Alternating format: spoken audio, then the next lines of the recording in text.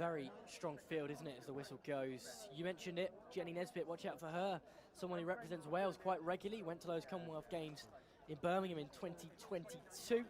Gemma Kersey is set to line up in this one. Just looking through the official start list.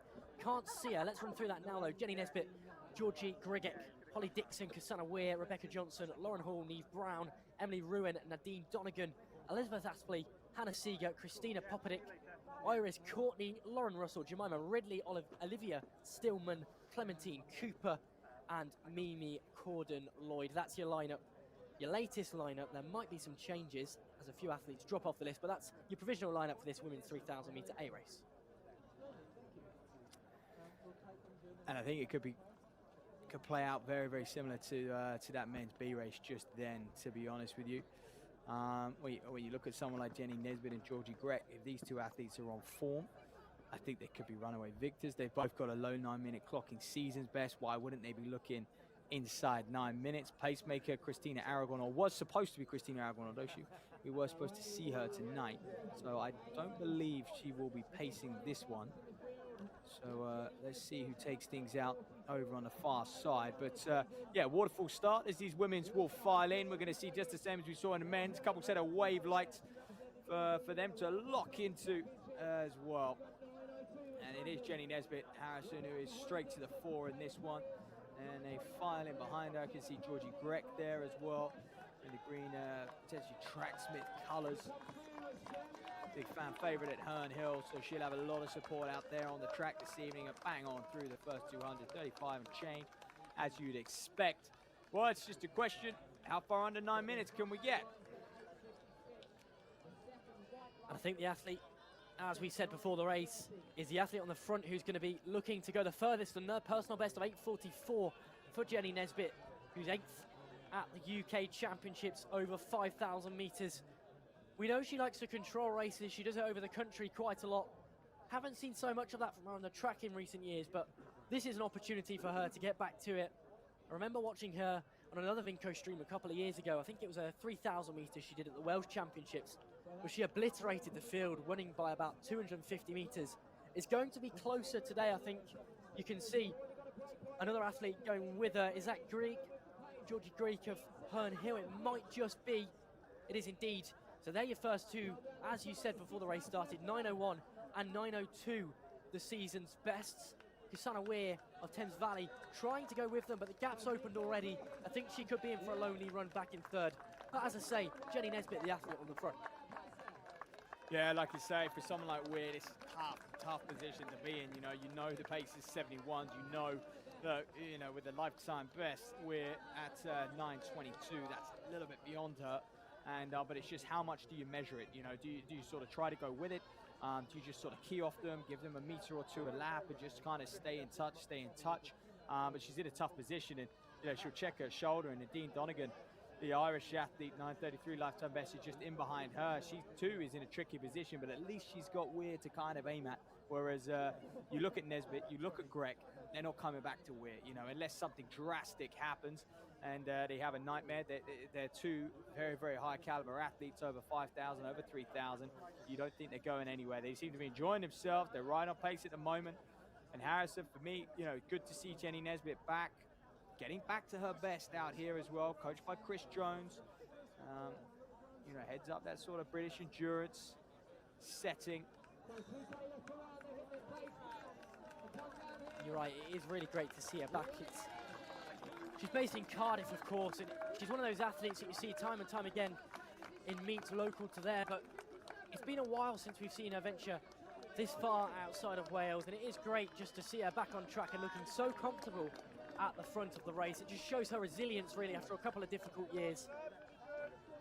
She was probably targeting these Paris Olympics, if the truth be told, back in 2022 when she was in that Commonwealth Games. It wasn't to be for her, but I think she senses that she's got an opportunity in this period when some of the better athletes potentially are out there, although Hannah Nuttall, one of her main competitors, of course, didn't get selected, missed out by about half a second on the qualifying standard for the Games. But Nesbitt's looking strong in this race, still just sat in behind the pacemaker. She's doing an excellent job of just keeping that distance, not giving too much energy away, not giving too much away to her opponent, Georgie Grgec. No glances back, which can sometimes be seen as a psychological advantage to the athlete behind. But they're both looking very comfortable, aren't they, as is the pacemaker.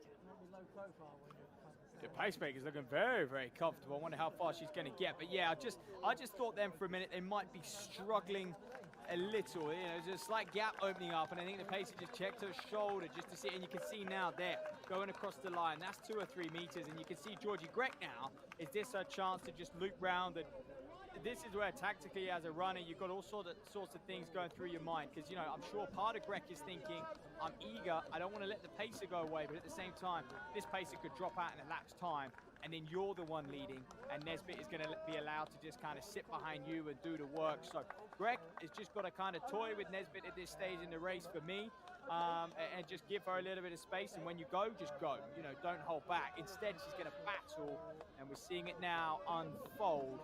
And but of course, it could be an element of they just want to work together out there. And as I say, that pacemaker drops off after a mile of run.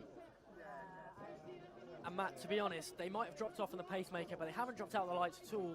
Perhaps those green lights were just distracting them a little bit from the fact the pacemaker had pulled ahead. They were looking down at the ground, probably could see those lights. And look at that, Grgec straight back to the front of the lights. Nesbitt able to follow with a...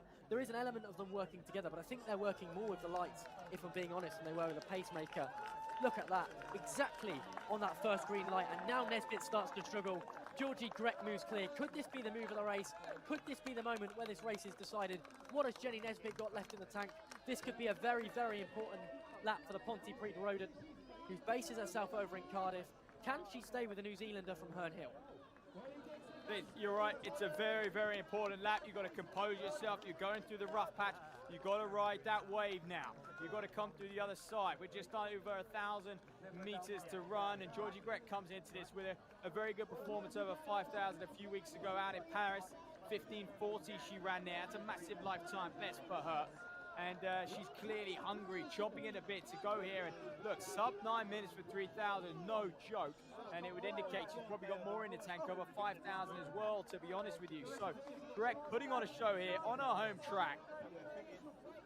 Nesbitt, I think her race might be run at this stage. I don't want to say that too early, but it's all Georgie Grgec, Harrison, coming into what, 2 laps to go. She's looking really quite strong in the front, isn't she?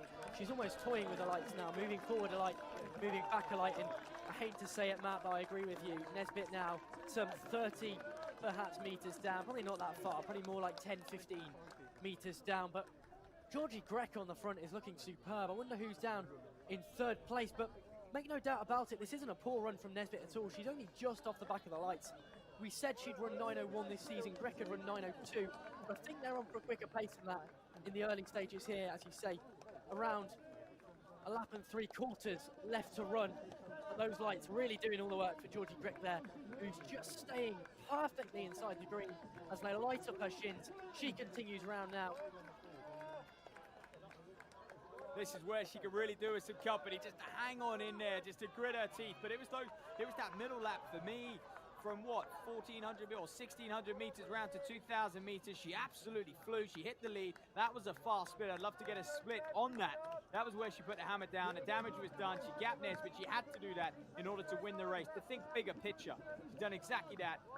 And boy, oh boy, is she in fine form. She's PB'd over multiple events this season, especially the 5,000. She had a phenomenal winter, competed out in Serbia at those World Cross Country Championships for New Zealand. That was a big step up for her on the international stage, and once you get a taste of it, Harrison, you want to do more and more and more. But look at the gap she's now opened up, and you know, for someone like Nesbitt to see Grgec running off into the distance like this is an awfully hard position to be in. You just got to kind of hang in there and say, look, today's not my day, but I'm going to get the job done anyway. That gap growing still. It's up to about 35, 40, maybe 50 meters as they come towards 200 meters to go. Hats off to Georgie Grgec. She did what she needed to do. She came round, she kicked into the blue lights just to secure that gap. It made it very difficult for Nesbitt, who no longer had the shoulders to stare at. She no longer had something pulling her through. Grgec has timed this to perfection. 150 meters to go. What kind of time are we looking at here, Matt? Well, we're going to be inside 9 minutes if she can hold it together over this final 100 meters. So 8:40 up at the top of the straight there. Lifetime best of 9:02. Georgie Grgec, ladies and gentlemen. Can she break that? barrier, if you like, that exclusive glove. Having 8 at the start of your 3,000 meter lifetime best. She's wobbling, she's wavering a little bit. You'd expect that, but she's going to do it. The clock stops at 8:50. That's thrown us off. How frustrating for her as well. Of course, she would have been hunting that clock down on the home straight. Nesbitt comes across the line. We'll bring you the official results. Athletic Live, of course, if you're at home, refresh that frantically and you'll get those results. Holly Dixon there, what a run coming through. She may have just sneaked inside her PB of 9:21, the Kent cross-country champion. Lifetime best of Hare in about 60 minutes, just inside of a 5,000 as well. And the rest of them come across the line, Harrison. It's one of those things, Matt, isn't it? The quicker races of the day, they're always the ones where the clock doesn't quite work, and that would have been fantastic to see what time Georgie Grgec had run.